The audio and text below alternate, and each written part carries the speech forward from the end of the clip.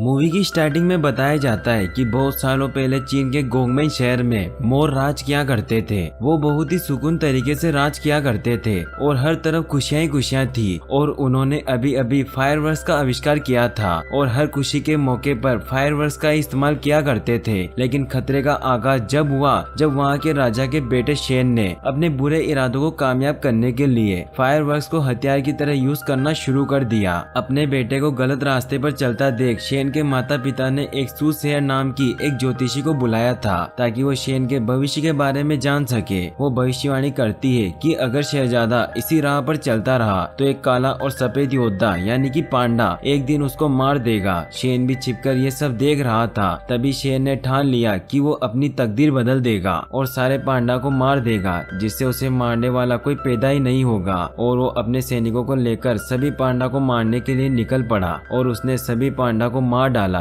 फिर वो वापस खुशी खुशी वापस लौटा, लेकिन इस बुरे काम की वजह से उसे हमेशा के लिए शहर से बाहर निकाल दिया। लेकिन शेन ने तभी ठान लिया कि वो वापस जरूर लौटेगा और पूरा चीन उसके कदमों में झुकेगा। फिर दिखाया जाता है शेन अभी एक बहुत ही खतरनाक हथियार बना रहा होता है और इसीलिए वो अपने सैनिकों को मेटल ढूंढ के लाने को कहता है। सीन तभी पो पर शिफ्ट होता है जो ड्रैगन योद्धा बनने के बाद जाबाज 5 के साथ बहुत मजे कर रहा होता है। फिर मास्टर शिपू उसे बुलाते हैं और कुंग-फू के फाइनल स्टेज का बताते हैं जो है अंदरूनी शांति को हासिल करना। शिपू बताते हैं कि उन्होंने भी कई सालों ध्यान लगाकर अंदरूनी शांति को हासिल किया है और तुम्हें भी अंदरूनी शांति हासिल करनी होगी। फिर दिखाया जाता है कि घाटी पर शेन के सैनिकों ने हमला कर दिया है और वो वहाँ से सारा मेटल चुरा रहे हैं ताकि इसकी मदद से शेन अपना हथियार बना सके। तभी वहाँ पो और जाबाज 5 भी पहुँच जाते हैं और उन्हें रोकने लगते हैं। इनके बीच कमाल की फाइट होती है। एक वुल्फ से लड़ते हुए पो उसके हाथ पर बना एक चिन्ह देखता है जिससे उसे फ्लैशबैक आने लगते हैं और उसे अपनी मदर दिखाई देती है, जिससे उसका ध्यान फाइट से हट जाता है और वो वुल्फ उसे बहुत मारता है और वो सारा मेटल लेकर वहाँ से चले जाते हैं। वो उस फ्लैशबैक को लेकर परेशान हो जाता है। इसी बात का पता लगाने के लिए वो अपने डैड के पास जाता है और उनसे पूछता है कि मैं यहाँ कैसे आया। तो पो के फादर उसे बताते हैं कि कई सालों पहले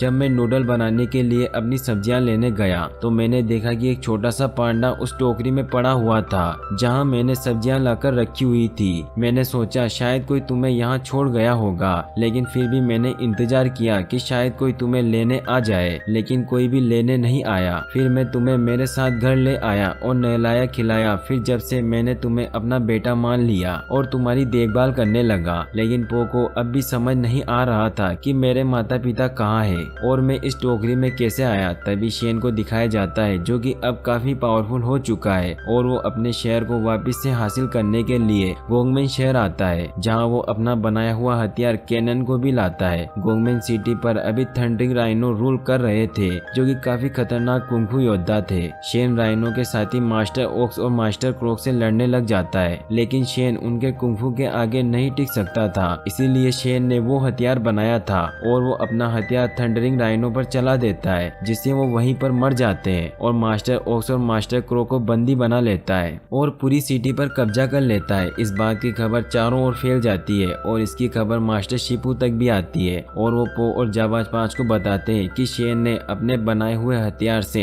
मास्टर थंडरिंग राइनो को मार दिया है और अब वो पूरे चीन के कुंग-फू मास्टर्स को मारकर चीन पर हुकूमत करना चाहता है। इसीलिए अगर शेन को नहीं रोका गया तो इससे कुंग-फू का अंत हो जाएगा। शिपू पो को कहते हैं कि अगर तुमने अंदरूनी शांति हासिल कर ली तो तुम किसी का भी सामना कर सकते हो। पो और जाबाज 5 गोंगमेन सिटी की तरफ निकलते हैं। रास्ते में पो अंदरूनी शांति पाने के लिए बहुत ध्यान लगाने की कोशिश करता है, लेकिन ऐसा नहीं कर पाता। तभी वहाँ टाइग्रेस आती है और पो उसे बताता है कि पिंग उसके असली फादर नहीं है। तभी वहाँ बाकी सब भी आ जाते हैं। टाइग्रेस देखती है कि वो गोंगमेन सिटी पहुँच गए हैं। फिर शेन को दिखाया जाता है जो वापस से सूसेयर को बुलाता है। सूसेयर वही होती है जिसने कई सालों पहले शेन का भविष्य बताया था। शेन सूसेयर से कहता है कि तुम वापस से मेरा भविष्य बताओ, मगर सूसेयर वापस से वही बताती है कि जल्दी एक पांडा आएगा और तुम्हें खत्म कर देगा। तो वो कहता है कि ये नामुमकिन है क्योंकि मैंने बहुत साल पहले सारे पांडा को मार दिया था। तभी वहाँ एक सैनिक आता है और उसे बताता है कि मैंने एक पांडा को देखा। शेन ये सुनते ही डर जाता है और तुरंत उसे ढूंढकर पकड़कर लाने का आदेश देता है। वहीं दूसरी तरफ पो और जाबाज 5 सबसे बचते हुए उस जेल तक पहुँच जाते हैं जहाँ मास्टर ओक्स और मास्टर क्रो को कैद कर रखा होता है। वो उनसे कहता है कि हम मिलकर गोंगमेन शहर को बचा सकते हैं, लेकिन वो मानने को तैयार ही नहीं थे क्योंकि उन्हें लगता था कि जो हाल थंडरिंग राइनो का हुआ है वही हमारा होगा, क्योंकि राइनो की मौत की वजह से उन्हें ऐसा लगता है कि उस हथियार से कोई भी नहीं जीत पाएगा। तभी वहाँ पर शेन के सैनिक आ जाते हैं और उन सबको पकड़ लेते हैं और उन्हें शेन के पास ले जाया जाता है। पो को बंधा हुआ देखकर शेन बहुत खुश हो जाता है और वो उन सभी को अपनी कैनन से मारने के ऑर्डर्स देता है, लेकिन तभी वाइपर अपनी पूंछ से टाइग्रेस की हथकड़ी खोल देती है और वो सब आजाद हो जाते हैं और मेंटिस उस कैनन को जलने से रोक देता है और वो सभी मिलकर उस कैनन को डिस्ट्रॉय कर देते हैं और पो शेन को मारने लगता है कि तभी उसे मोर के पंख पर वही निशान दिखता है, जिससे उसे वापस से वही फ्लैशबैक आने लग जाते हैं, जिससे मौके का फायदा उठाकर शेन वहाँ से भाग जाता है और वो वहाँ से भागकर उस महल पर हमला कर देता है। तो फिर पो और सबको पता चलता है कि उसके पास बहुत सारे हथियार हैं। शेन अपने हथियार की मदद से पूरा महल ही तबाह कर देता है, लेकिन पो और जाबाज 5 किसी तरह वहाँ से बच जाते हैं और गोंगमेन सिटी की जेल में आ जाते हैं। शेन ये देख कि पांडा बच गया, वो बहुत गुस्सा होता है और वो चीन पर हमला करने के लिए सभी वुल्फ को अपने हथियार शिप में लोड करने को कहता है। वहीं दूसरी तरफ टाइग्रेस और बाकी सब पो से पूछते हैं कि तुमने शेन को क्यों जाने दिया, तो पो बताता है कि मैंने जब उसके पंख पर वो निशान देखा तो मुझे याद आया कि जब मैंने आखिरी बार अपने माता पिता को देखा था तब वो मोर वही था।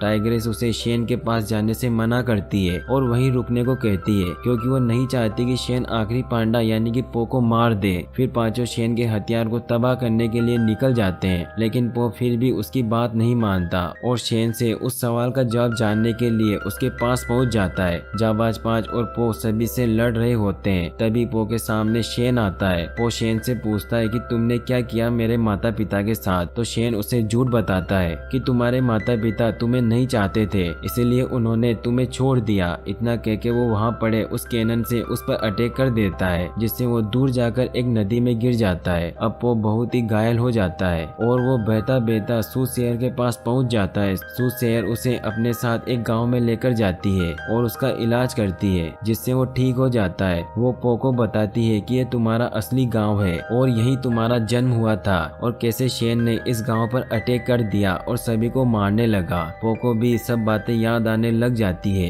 कि कैसे शेन के लोगों ने उसके माता पिता पर हमला किया था और उसकी माँ ने उसे बचाने के लिए उसे एक मूली की टोकरी में रख दिया और फिर पो के मम्मी पापा शेन के हाथों से मारे गए थे। लेकिन पो अपने मन को धीरे धीरे शांत करता है और अंदरूनी शांति हासिल करने में कामयाब हो जाता है। तभी सीन शेन पर शिफ्ट होता है, जिसने जाबाज 5 को बंदी बनाकर रखा होता है और वो सब बहुत दुखी होते हैं क्योंकि उन्हें लगता है कि पो मर गया है। शेन अपनी सेना लेकर पूरे चाइना पर अटैक करने के लिए निकल जाता है। तभी पो वहाँ पर आ जाता है और सब उसे देखकर हैरान हो जाते हैं। पो सबसे फाइट करता है और सबसे पहले जाबाज 5 को आजाद करवाता है और सभी मिलकर फाइट करने लग जाते हैं। लेकिन तभी वहाँ मास्टर ऑक्स और मास्टर क्रोक भी उसकी मदद के लिए आ जाते हैं क्योंकि उन्हें वहाँ मास्टर शिपू बुलाकर लाए थे। इन सभी को वहाँ देख पो बहुत खुश होता है। वो सब मिलकर हथियार चलाने वालों को मारने लग जाते हैं। ये देख शेन कैनन से सब पर अटैक कर देता है, जिससे एक बहुत बड़ा ब्लास्ट होता है और सभी घायल होकर पानी में गिर जाते हैं। सबको इस हालत में देखकर पो उठकर शेन के आगे जाकर खड़ा हो जाता है तो शेन उसे मारने के लिए कैनन से अटैक करवाता है। लेकिन इस बार फाइट बहुत अलग होती है क्योंकि पो अपनी अंदरूनी शांति का पावर यूज करता है और अंदरूनी शांति की मदद से कैनन से निकलते हुए गोलों को वापस उसी की तरफ फेंक देता है और वो ऐसा ही करता जाता है, जिससे शेन की सारी आर्मी तहस नहस हो जाती है और सारी कैनन भी डिस्ट्रॉय हो जाती है। ये देख शेन को बहुत गुस्सा आता है और वो पो पर अटैक करता है और उसे मारने की पूरी कोशिश करता है। पो उसके वार से बचता जाता है। पो पर वार करते करते उसके हाथ से कैनन की रस्सियां भी कट जाती है, जिससे वो कैनन उसके ऊपर गिरता है और एक बहुत बड़ा ब्लास्ट होता है, जिससे शेन की वहीं पर मौत हो जाती है। लेकिन पो बोट से नीचे कूद जाता है और वो बच जाता है। शेन की मरने की खुशी में सब जश्न मनाते हैं। मास्टर शिपू ये जानकर बहुत खुश होते हैं कि पो ने इतनी सी उम्र में अंदरूनी शांति हासिल कर ली है। सब अब अपनी घाटी में वापस आ जाते हैं। फिर पो अपने फादर के पास जाता है और उन्हें सब बताता है और कहता है कि मेरे लिए आप ही मेरे असली फादर हैं। ये सुनकर वो बहुत खुश हो जाते हैं। फिर दिखाया जाता है कि बहुत दूर सबसे अनजान एक गांव है जहां सभी पांडा रहते हैं और पो के फादर को भी पता चलता है कि पो जिंदा है और यहीं पर मूवी एंड हो जाती है। और अगर आपने अभी तक कुंग फू पांडा 1 और कुंग फू पांडा 3 मूवी का एक्सप्लेनेशन नहीं देखा है तो डिस्क्रिप्शन में दी गई लिंक्स पर क्लिक करके वॉच कर सकते हैं और वीडियो को लाइक और चैनल को सब्सक्राइब करने के लिए आपका तहे दिल से शुक्रिया। Thanks for watching.